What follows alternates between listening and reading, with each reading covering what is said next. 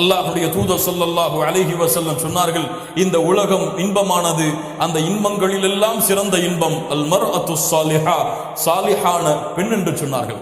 அதனால் ஒரு வாலிபன் தன்னுடைய வாழ்க்கைக்கு துணையை தேட வேண்டும் என்றால் முதலில் அவன் செய்ய வேண்டியது, எந்த கல்லூரி வாசல்லையும் போய் நிற்க வேண்டிய தேவை கிடையாது.